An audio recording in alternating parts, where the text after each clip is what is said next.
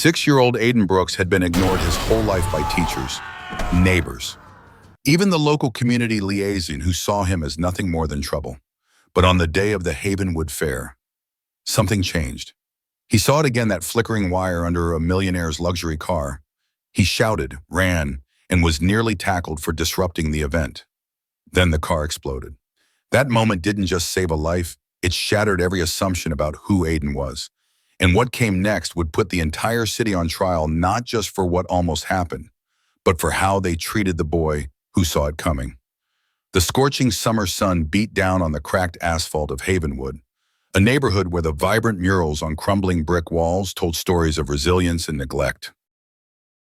6-year-old Aiden Brooks, a wisp of a boy with eyes that absorbed the world like a sponge, knelt by a storm drain, his small fingers tracing the faint lines of an abandoned circuit board he'd salvaged from a discarded television. He was fascinated by the intricate patterns, the hidden pathways of electricity, a world unseen by most. His natural curiosity, however, was often mistaken for mischief, his quiet intensity for sullenness. To many of the adults who swept through Havenwood in their air-conditioned cars, Aiden was just another troublesome kid, another shadow on the fringes. His grandmother, a woman whose wisdom was etched into every line of her face, often told him, "Aiden, your mind sees things others don't. That's a gift. But the world ain't always ready for gifts wrapped in unexpected packages." Her words echoed in his head as a sleek, black sedan, impossibly polished for these dusty streets, glided to a halt a few yards away. From it emerged Ms. Albright, the newly appointed community liaison, a woman whose practiced smile never quite reached her eyes. She was conducting one of her neighborhood revitalization tours, a thinly veiled exercise in projecting an image of concern while keeping a safe distance. Aiden, momentarily distracted by the glint of the car's chrome, noticed something else, a flicker beneath the sedan's chassis, a subtle, almost imperceptible shimmer that seemed out of place. His young mind, already adept at spotting anomalies in discarded electronics, registered an immediate, intuitive sense of wrongness. It was like a loose wire in a perfect circuit, a flaw he couldn't ignore. He stood up, his small brow furrowed in concentration, his gaze fixed on the underside of the vehicle. Ms. Albright, midway through a saccharine monologue about community upliftment to a small group of bewildered residents, caught sight of Aiden. Her smile faltered, replaced by a tight-lipped expression. "And here we have a young man," she announced, her voice dripping with artificial sweetness, "who seems to be admiring the finer points of automotive engineering." Her tone was laced with an unspoken judgment, an insinuation that a child like him had no business near such a vehicle, let alone scrutinizing it. The residents, accustomed to the subtle indignities of these official visits, shifted uncomfortably, their eyes darting between Mrs. Albright and the boy. "He's probably just looking for trouble, Mrs. Albright," chirped a woman named Brenda, a self-appointed neighborhood watch captain whose anxieties often manifested as suspicion towards local children. "Always messing with things." That one, her words, though seemingly innocuous, were a public indictment, solidifying the unspoken narrative about Aiden. The accusation hung in the air, a silent judgment that landed squarely on Aiden's small shoulders. His cheeks flushed, not from shame, but from a burgeoning sense of injustice. He wasn't looking for trouble, he was seeing it. Aiden tried to speak, to point out the anomaly, but his voice, a whisper against the cacophony of adult assumptions, was swallowed by the sudden revving of the sedan's engine. The driver, oblivious to Aiden's focused gaze, began to pull away. Aiden, his heart pounding with an urgency he couldn't articulate, took a hesitant step forward, his hand instinctively reaching out, as if to physically halt the moving vehicle. "Boy, what do you think you're doing?" asked Mr. Albright's voice, now sharp and authoritative, cut through the air. "Get away from the car, you'll scratch the paint." Her eyes narrowed, reflecting a deep-seated apprehension that had nothing to do with the car's finish and everything to do with her perception of Aiden. Honestly, some children have no respect for property. This is precisely why we need more structured programs here. Brenda stepped forward, her arms crossed. I told you, Mr. Albright, that boy is a menace. Always up to something, and just last week, he was poking around in old Mr. Henderson's garage. He needs a firm hand. Her words, delivered with a self-righteous sneer, painted Aiden as a delinquent, a public nuisance whose mere presence was a threat. The small crowd, though uncomfortable, offered no defense. They had seen this script play out too many times. A young black boy from their streets, automatically cast as the villain. Aiden's eyes welled, not with tears of sadness, but of frustration and a profound sense of helplessness. He had tried to communicate, to warn, but his appearance, his age, his very being had been used as a shield against his truth. He was invisible to their understanding, yet hypervisible in their prejudiced gaze. The shame wasn't his, it was theirs, for their inability to see past their biases. He clenched his fists, the circuit board digging into his palm, a reminder of the unseen connections he understood, yet they dismissed. The black sedan, now a distant speck, turned a corner and disappeared. Aiden stood alone, the weight of public judgment pressing down on him. A heavy, unspoken burden. He learned in that moment that sometimes the truth itself could be seen as an act of defiance, especially when delivered by a voice they were unwilling to hear. The humiliation was not just in the words spoken, but in the profound erasure of his attempt to help, replaced instead by a narrative of inherent troublemaking. It was a harsh lesson for a 6-year-old, imprinting on his young mind the bitter taste of being judged before being known, of being silenced before being heard. This was the world he navigated, a world where suspicion often outweighed genuine concern, and where his curiosity was often mislabeled as dangerous. The sting of Ms. Albright's words, the dismissive wave of Brenda's hand, lingered like a phantom ache. It wasn't the first time Aiden had felt the hot flush of injustice, the bewildering weight of being misunderstood. His grandmother, Nana Rose, often said the world had a way of seeing what it expected to see, not what was truly there, especially when it came to boys who looked like him. He'd learned to observe, to internalize, to hold his tongue when his truth was deemed less valid than their preconceived notions. His quietness wasn't a sign of ignorance. It was a shield, forged in the crucible of a painful memory from not so long ago. It had happened roughly a year prior, a sweltering afternoon just like this one. Aiden, then 5, had been visiting his aunt's house on the other side of Havenwood, a slightly more manicured street that bordered the sprawling, meticulously maintained grounds of the city's affluent district. Aunt Clara had a small garden, a vibrant patch of marigolds and sunflowers, and Aiden loved to watch the bees buzz among the petals. He possessed an uncanny ability to notice minute details, a skill honed by hours spent dissecting discarded gadgets and tracing the invisible pathways of electricity. On that particular day, a sleek, expensive drone, the kind advertised on billboards with smiling, successful families, had crashed into Aunt Clara's prize-winning sunflower.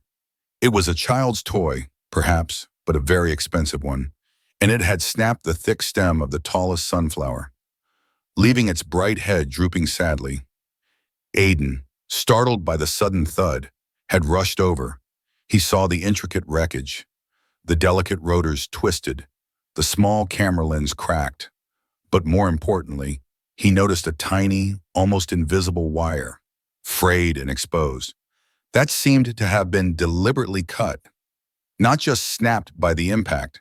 It was an anomaly, a deliberate act of sabotage, not an accident.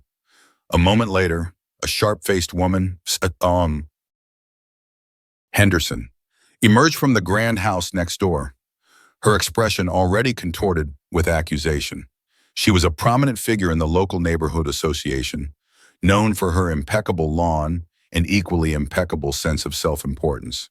Behind her trailed her son, a lanky boy named Kevin, about Aiden's age, whose eyes were wide with a mixture of fear and mischief. "What have you done to my drone?" Henderson shrieked, her voice cutting through the humid air. She didn't address Aiden directly, but her continued, cold and condemnatory, pierced right through him. You little vandal, I knew it, you children from over there, always causing trouble. Aiden tried to explain, to point to the cut wire, to articulate the technical flaw he'd observed. It was broken before a wire, he stammered, his small voice barely audible. But Ms. Henderson wasn't listening. Her eyes were fixed on the broken sunflower, then on the drone, and finally, on Aiden's dark skin, her expression solidifying into a predetermined judgment. Kevin, meanwhile, had quickly picked up his drone. He glanced at Aiden, then at his mother, a sly glint in his eyes. Mom, he threw a rock at it. I saw him. He was trying to break it. Aiden's eyes widened in disbelief. It was a blatant lie, a fabrication. But it was delivered with such conviction by Kevin, and so readily accepted by Miss Henderson, that it felt like an undeniable truth. Miss Henderson's face hardened further. See, I knew it, a rock. Get away from my property.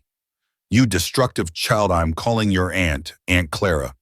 Rushing out at the commotion, tried to mediate, but Miss Henderson was relentless. Your nephew, she declared, pointing an accusing finger at Aiden, is a menace. He deliberately destroyed my son's drone. He needs to be disciplined. He needs to learn respect. Aiden stood there, his small body rigid, his jaw clenched. He wanted to scream the truth, to show them the cut wire, to expose Kevin's lie. But every time he opened his mouth, Miss Henderson's furious words, or Kevin's quiet snickers, drowned him out. He felt like he was trapped in a nightmare, watching helplessly as a false narrative was woven around him, tightening like a snare. Aunt Clara, weary and defeated by the onslaught, eventually had to apologize, promising to pay for the drone and to have a talk with Aiden. The injustice of it all, the feeling of being utterly unheard, branded itself onto Aiden's young mind. That day, he learned a bitter lesson sometimes. The truth wasn't enough. Sometimes, the color of your skin, the address of your home, the assumptions people carried, spoke louder than any words you could utter. He realized that vocalizing his observations, especially when they challenged an adult's pre-existing bias, often led to further accusations, harsher judgments. It was safer, in a twisted way, to be quiet, to endure the momentary humiliation, than to fight a battle he was destined to lose against a world that seemed determined to misinterpret him. This incident, replayed in his mind countless times, had shaped his approach to such confrontations. He became hyper-observant, his eyes missing nothing. But his voice became more hesitant, his initial instinct to explain often overridden by the memory of futility. He learned to process information internally, to trust his own perceptions, even when the world around him clamored with conflicting, prejudiced narratives. He understood that his insights, though profound, were often perceived as threatening, as something outside the bounds of what a troublesome child from Havenwood should be capable of understanding.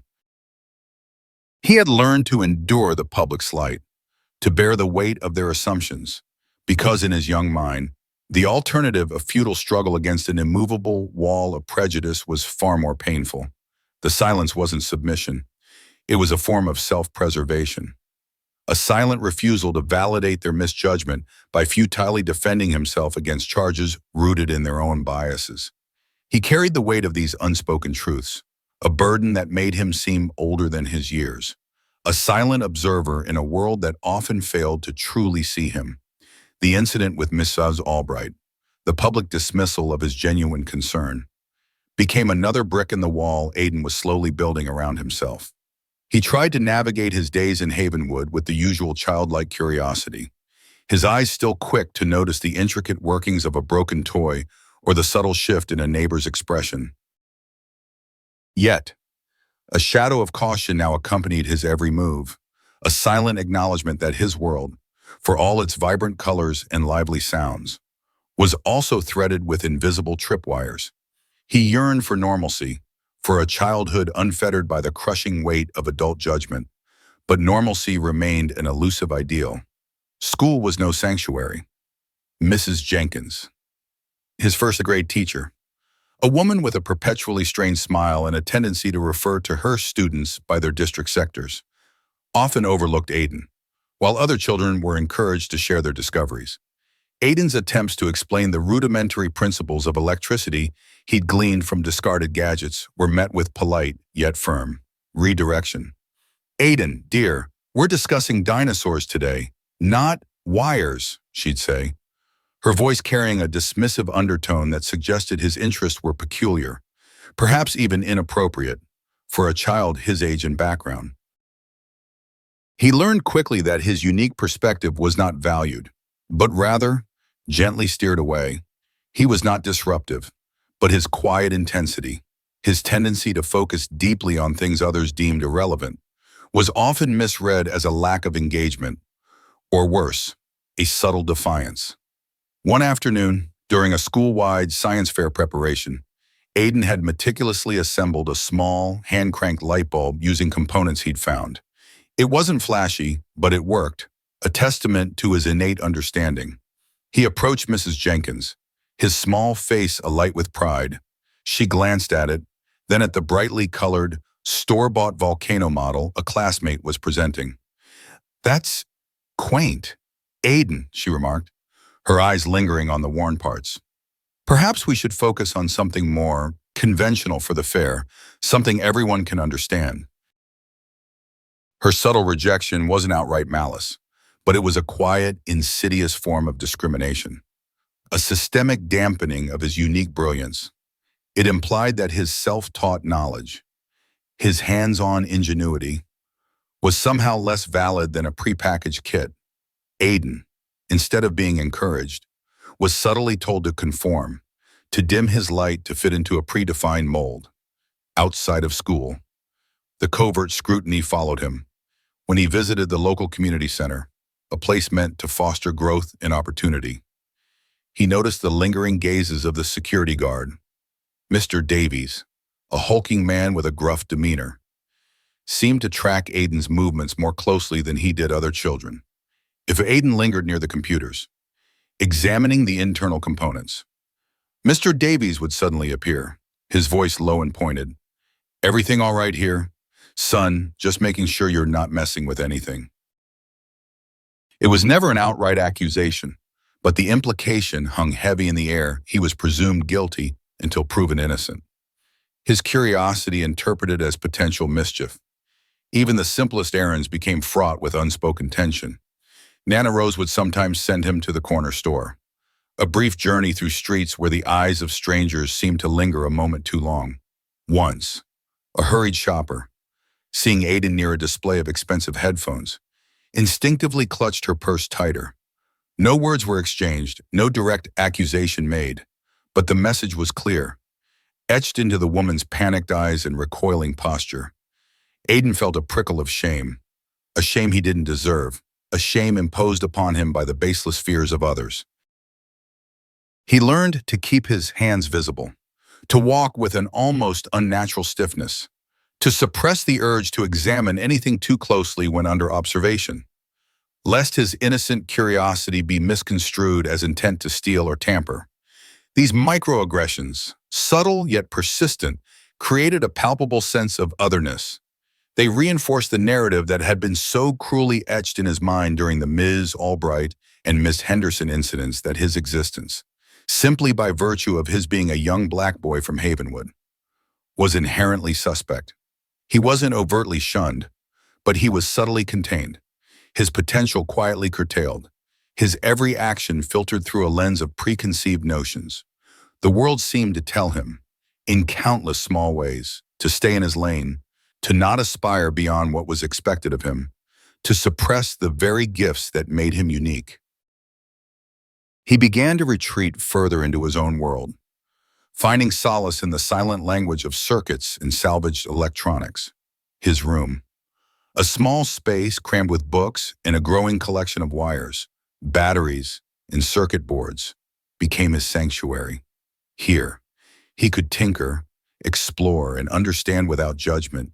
Here, his extraordinary perception, his ability to see the hidden currents and predict the unpredictable, was a source of power, not suspicion. He learned to trust his instincts, to rely on his keen observations. Because the outside world so often failed to, this internal world, built on logic and tangible connections, stood in stark contrast to the illogical biases he faced daily. His silence, once a mere defense mechanism, now also became a space for profound internal growth, a place where his unique intellect could flourish unhindered by the world's limiting expectations. He was learning to live within the constraints, but simultaneously, he was quietly sharpening the very skills that would one day shatter them. The tension built subtly, a quiet hum beneath the surface of his everyday life, waiting for the spark that would ignite a dramatic, the subtle currents of prejudice that flowed through Aiden's life, though unseen by many, were as real as the electricity he instinctively understood. They hummed beneath the surface, a constant, low-level hum of dismissal and distrust. But even the quietest hum could build to a crescendo. And sometimes, the most profound acts of resistance weren't born of grand pronouncements, but of quiet, unwavering truth. Aiden's first act of defiance wasn't a shout, but a moment of unyielding observation, a refusal to let the world's dismissive narrative dictate his reality, even when it meant facing the very adults who had so often discounted him. It happened during the annual Havenwood Community Fair, a rare occasion when the lines between Aiden's neighborhood and the more affluent districts blurred, if only for a day. Charles Remington, the tech millionaire, was the fair's main sponsor, a local hero lauded for his philanthropy and his rags-to-riches story. Though few in Havenwood could relate to the rags part, he was scheduled to give a keynote address, a speech about community partnership and bridging divides, from a temporary stage erected in the town square. Aiden, drawn by the vibrant lights and the unusual buzz of activity, was wandering near the main entrance, his eyes scanning for discarded electronics or anything that might pique his interest. He saw Charles Remington's sleek, canary yellow sports car, a beacon of ostentatious wealth, parked prominently near the stage. It was the kind of car that turned heads, an automotive marvel. But as Aiden approached, his keen eyes, accustomed to spotting anomalies, noticed something peculiar beneath the vehicle, near the rear axle. A faint, almost imperceptible shimmer of light caught his attention. It wasn't the glint of sunlight on chrome. It was a subtle, pulsating glow, like a faulty indicator light, barely visible against the dark undercarriage. His mind, already a finely tuned instrument for identifying electrical irregularities, immediately flagged it as a serious issue. It was a rapid, erratic pulse, too fast to be a normal diagnostic light, too irregular to be benign. This was not a minor malfunction. It was a circuit in distress, on the verge of catastrophic failure. The very thought sent a jolt through him, a stark warning bell clanging in his young mind. He remembered the black sedan incident, the dismissal, the humiliation. He remembered Miss Henderson's accusations, the unfairness of it all. The usual instinct to retreat, to remain silent, flickered. But this felt different. This wasn't about him being misunderstood. This was about a clear and present danger. A ticking clock hidden beneath a shiny facade, his inner world, the one where logic and precision reigned supreme, screamed at him to act. The potential for disaster was too great, the stakes too high to be silenced by past slights. Charles Remington, a man who exuded an aura of confidence and success, emerged from the fairground office, flanked by his security detail and an eager local reporter. He walked with a purposeful stride towards his car, reaching for the driver's seat door handle, a broad smile on his face.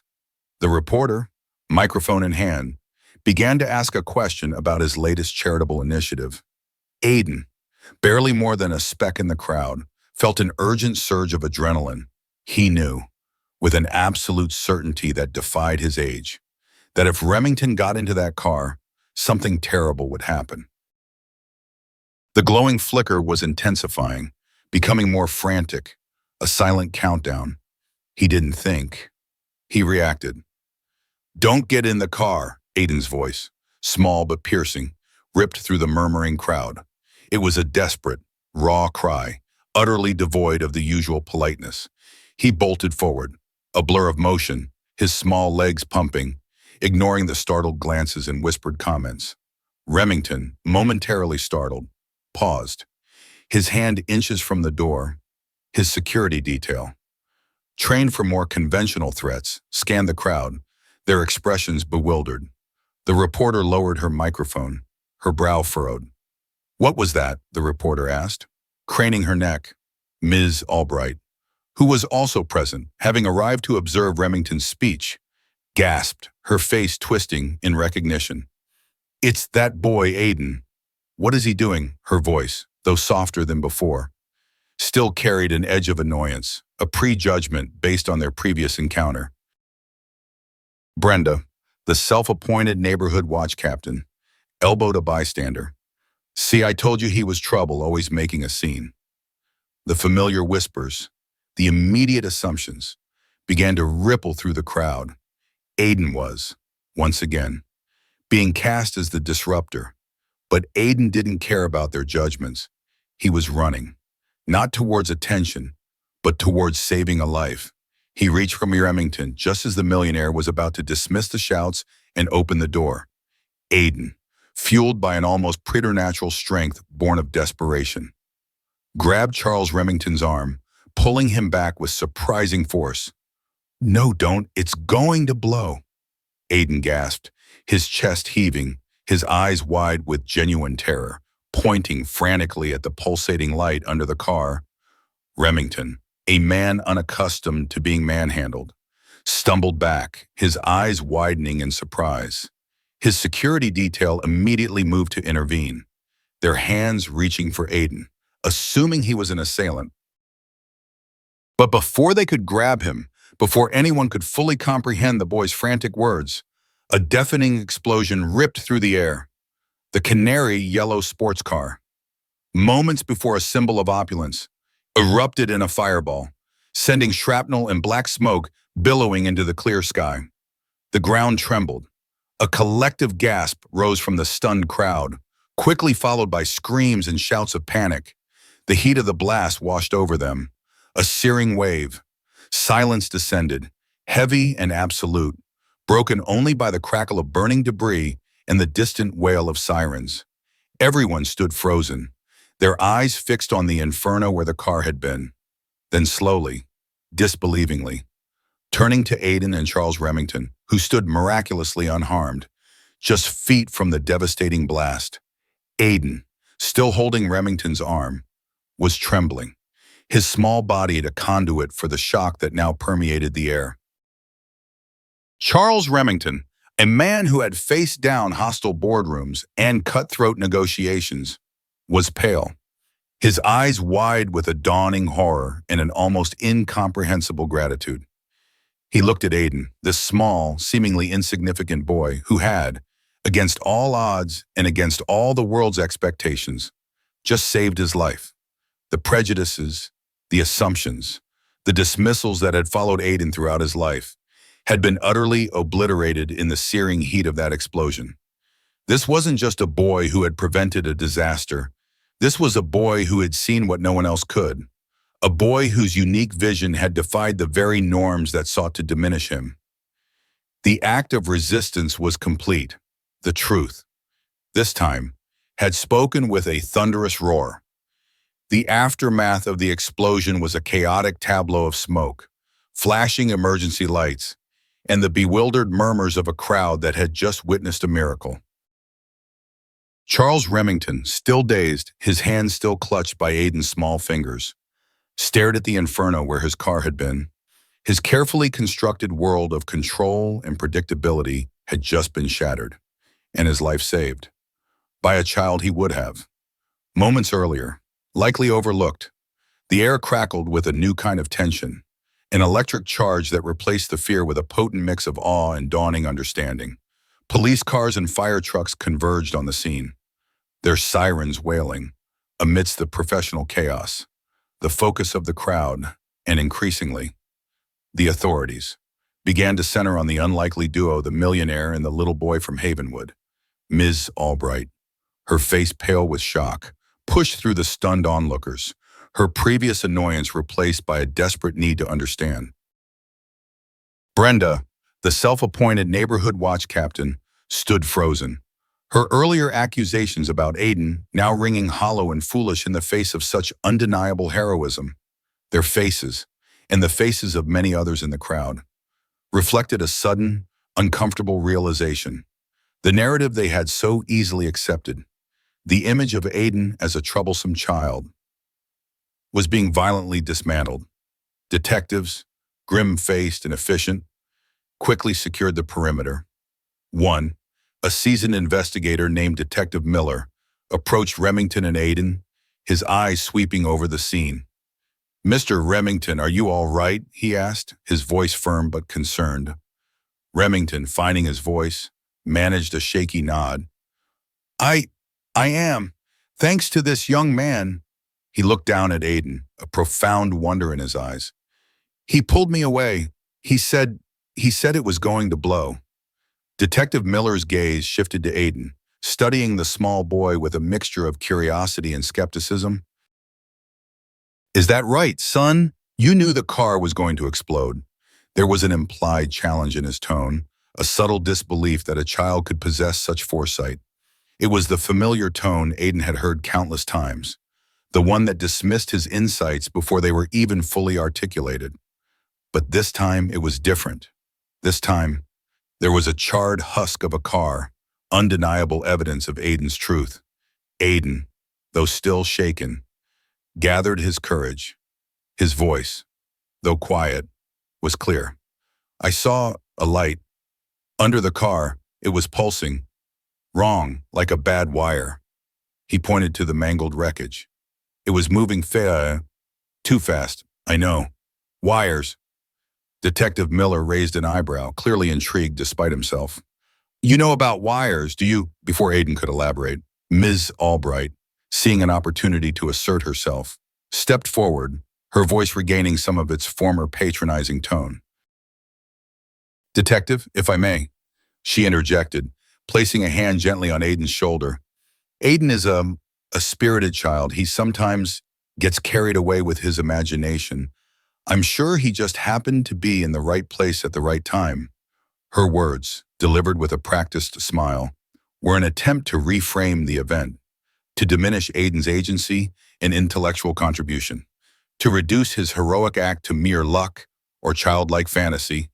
It was an insidious form of racism, subtly denying the intelligence and capability of a black child by framing his extraordinary perception as childish whimsy. Brenda, emboldened by Miss Albright's intervention, chimed in. "Yes, he's always poking around in things he shouldn't. We've had issues with him before, haven't we? Ms. Albright, I wouldn't be surprised if he was playing with something and accidentally caused—" She trailed off, realizing the absurdity of her implication given the scale of the explosion. Yet, the seed of doubt, the ingrained prejudice, had been planted. Remington, however, bristled. He remembered the boy's desperate, urgent cry, the unwavering conviction in his eyes. "Accidentally caused this," he interjected, his voice sharp with incredulity, turning to Miss Albright and at Brenda. "This child just saved my life. He didn't happen to be in the right place. He saw something. He understood it, and he acted." His gaze hardened as he looked at the two women. "And I distinctly remember his desperate plea, moments before, when you two were quick to dismiss him as trouble. What exactly were your previous issues with him?" His challenge hung in the air, a powerful force of disruption.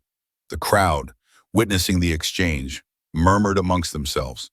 The shift in power dynamics was palpable. The powerful millionaire, usually unapproachable, was directly challenging the subtle prejudices of the community figures. Detective Miller, sensing the underlying tension, held up a hand. "Let's focus on the facts. We'll need a statement from everyone." He turned to Aiden. "Son, Can you describe what you saw exactly? Aiden, emboldened by Remington's defense, took a deep breath. He described the pulsating light, the specific location under the car, the rapid, erratic rhythm that had alerted him. His technical description, though simple, was precise, detailing the anomaly with an almost adult understanding. He wasn't just guessing, he was relaying observed data. As Aiden spoke, a bomb squad technician, who had been examining the wreckage, approached Detective Miller. "Detective, we've found something. A highly sophisticated explosive device. It was rigged to the fuel line, designed to detonate upon ignition. The trigger mechanism appears to have been damaged, causing it to short out prematurely. It's incredibly complex. Amateur work couldn't have caused this."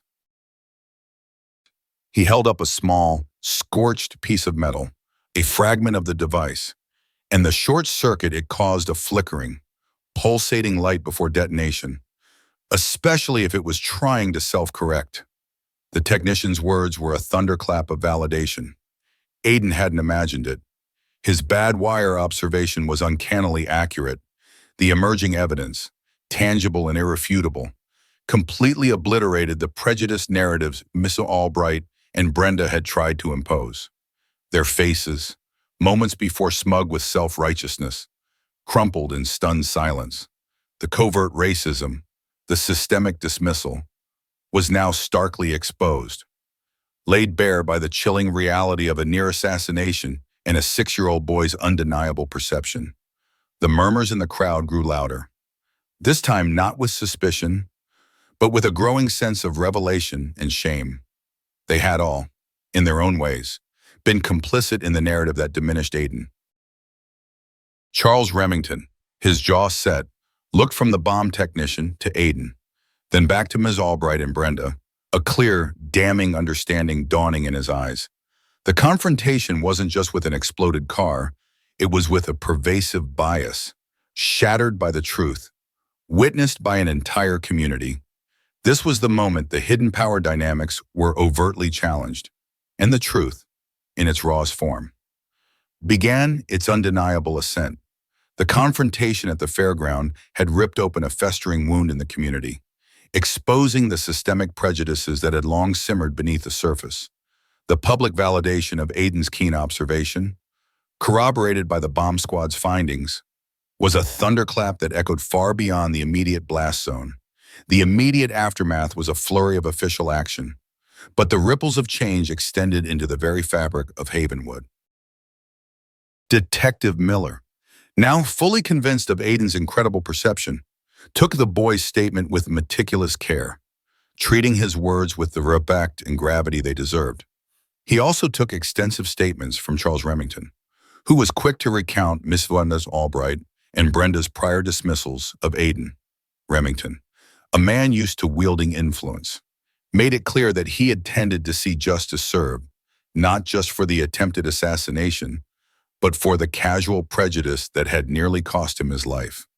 He recognized that Aiden's ability was a gift, and the fact that it had been so readily discounted was a glaring systemic failure.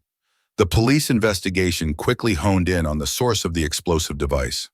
The bomb squad's initial assessment had been accurate. It was sophisticated, requiring specialized knowledge. Further forensic analysis of the bomb's components, combined with analysis of surveillance footage from Remington's garage and fairground entry points, led to a swift breakthrough. Within 48 hours, a former disgruntled employee of one of Remington's tech rivals, a man named Silas Thorne, was apprehended. Thorne had been a brilliant but unstable engineer. Recently terminated for industrial espionage, he had nursed a deep-seated grudge against Remington, believing his genius had been overlooked while Remington's star continued to rise. The motive was clear revenge, and a desperate attempt to sabotage Remington's career-defining deal. The arrest of Silas Thorne was widely reported, confirming the terrifying reality of the attack and, by extension, the astounding foresight of Aiden. The local community response to the explosion and the subsequent revelations was complex and multifaceted. Initially, there was shock and widespread relief that Remington had survived. But as the story of Aiden's role became clearer, especially how his warnings had been dismissed, a palpable shift occurred. The video footage from the fair, captured by various cell phones and news crews, showed Aiden's frantic sprint, his desperate shouts, and then the chilling explosion. It also clearly showed Ms. Albright and Brenda's dismissive reactions. Ms. Albright, whose patronizing comments had been caught on multiple recordings, quickly faced public backlash. Her attempts to downplay Aiden's role were now seen as not just insensitive, but dangerously negligent. Petitions circulated, demanding her removal from her position as community liaison. The local council, under immense pressure and eager to distance itself from the scandal, swiftly suspended Ms. Albright pending an internal investigation. The official statement cited conduct unbecoming a public servant and a failure to uphold community trust.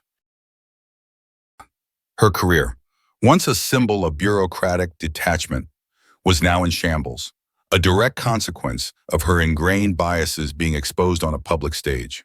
Brenda, the neighborhood watch captain, faced a more localized but equally potent form of ostracization.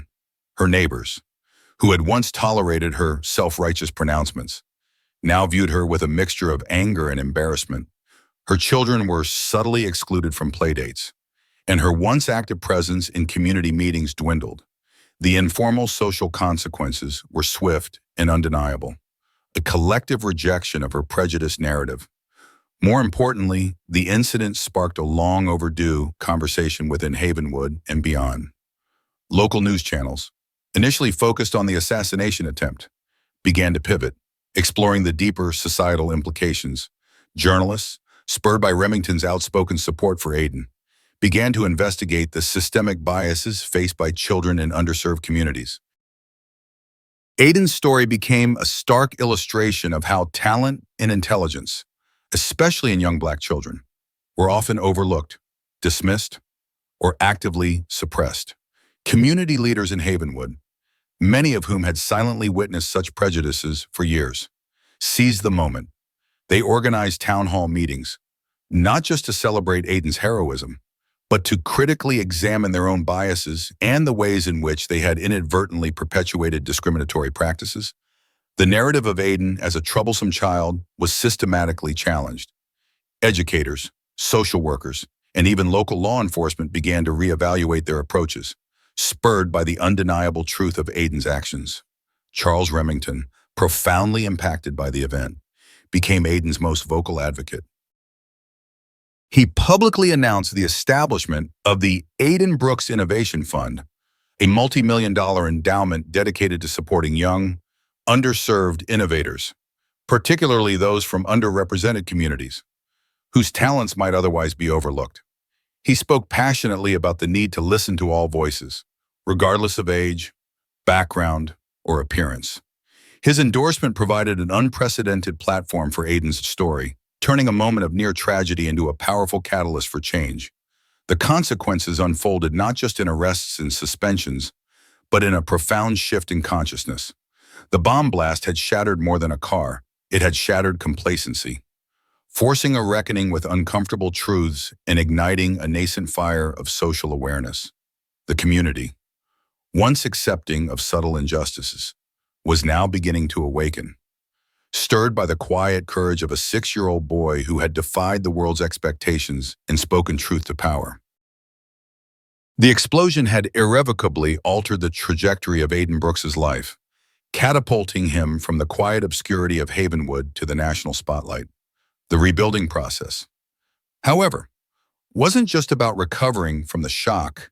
It was about transforming the narrative, amplifying his voice, and ensuring that his unique perception, once dismissed, became a beacon for others. Charles Remington, true to his word, became Aiden's steadfast champion, providing the platform and resources needed to navigate this new public reality. Initially, Aiden was overwhelmed.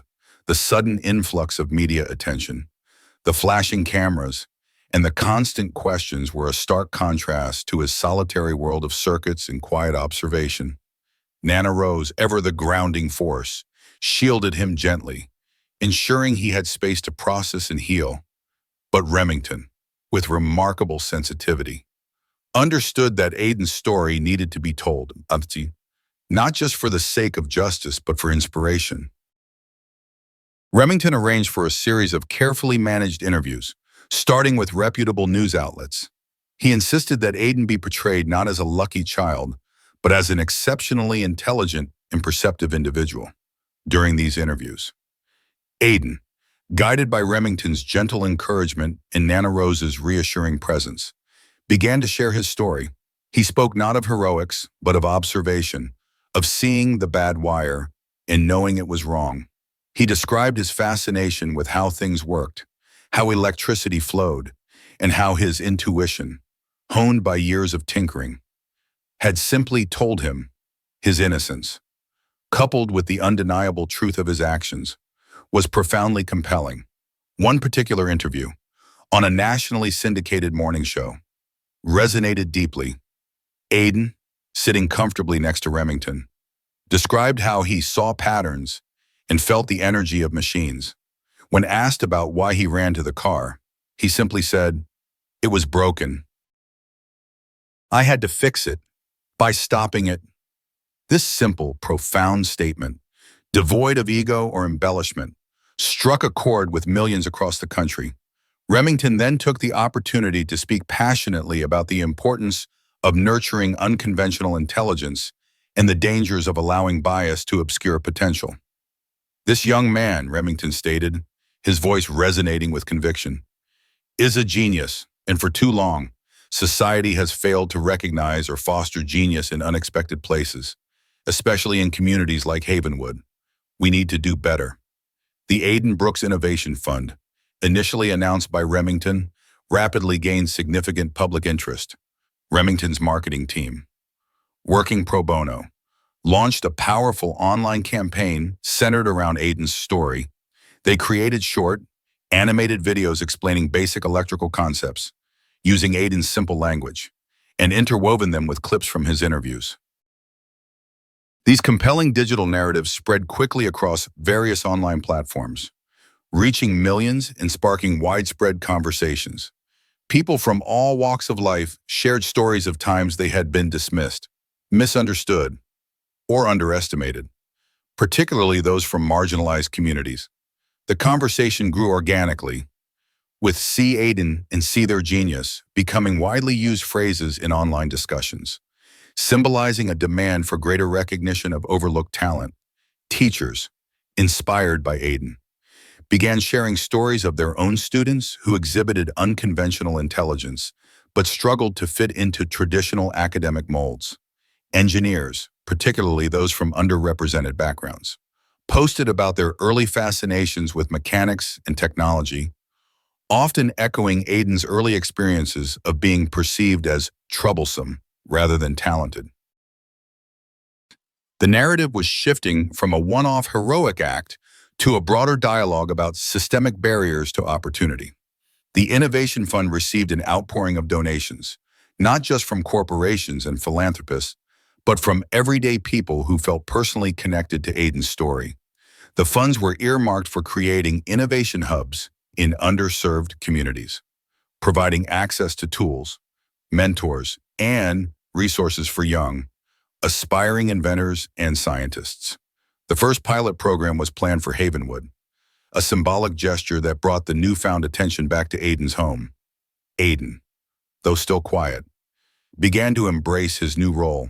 He wasn't giving motivational speeches, but his presence, his earnest explanations of scientific principles, and his unwavering authenticity inspired countless individuals. He participated in virtual Q&A sessions with children from other communities, patiently explaining the difference between parallel and series circuits, or demonstrating how to make a light bulb glow with simple household items. These interactions, facilitated by Remington's team, allowed Aiden to connect with a wider audience without the overwhelming pressure of live public speaking. His story was not just about survival, it was about revelation. It brought to light the silent struggles of countless other children who possessed extraordinary minds, but were trapped by societal expectations and systemic prejudice. The visibility of Aiden's story provided a powerful counter-narrative to the prevailing stereotypes, fostering a sense of hope and validation for those who had long felt unseen. The rebuilding was not just personal for Aiden, it was communal, a collective effort to dismantle the invisible walls of bias and build bridges of understanding and opportunity. The journey from silenced victim to celebrated visionary had just begun, a testament to the power of one small voice amplified by undeniable truth. The waves of change initiated by Aiden Brooks's remarkable act and Charles Remington's unwavering advocacy continued to swell, transforming not just individual lives, but the very landscape of opportunity. The justice served against Silas Thorne was a clear victory, but the deeper, more profound justice was unfolding in the hearts and minds of a community awakened. Aiden, once a quiet boy whose extraordinary mind was overlooked, became a living testament to the power of seeing beyond superficialities, a symbol of potential unleashed. Months after the explosion, the first Aiden Brooks Innovation Hub opened its doors in the heart of Havenwood. It was a brightly lit, modern space, filled with 3D printers whirring, circuit boards being meticulously assembled, and the excited chatter of children, many of them just like Aiden, who finally had a place where their curiosity was not just tolerated, but celebrated. Charles Remington, a frequent visitor, watched with genuine satisfaction as Aiden, now more comfortable in his role as a mentor, patiently guided younger children through simple electrical experiments, his quiet explanations illuminating complex concepts with effortless clarity. The contrast between this vibrant hub of learning and the dusty streets where Aiden once salvaged discarded electronics was stark, a powerful visual representation of the transformation underway. The formal honoring of Aiden took place at a citywide gala, an event unprecedented in its scale and sincerity. Dignitaries, philanthropists, and community members from all walks of life gathered to pay tribute. Charles Remington, in his keynote address, spoke movingly about the profound impact Aiden had on his life and on the broader society. "Aiden didn't just save my life that day," Remington declared, his voice thick with emotion. "He saved us from our own blindness. He showed us that genius doesn't always wear a tailored suit or speak with a polished accent. Sometimes it wears a worn t-shirt and whispers a truth that the world desperately needs to hear." His words resonated deeply, acknowledging the systemic failures that had almost cost a life and obscured a rare talent. When Aiden was called to the stage, the entire hall rose in a standing ovation. He walked with a newfound quiet confidence.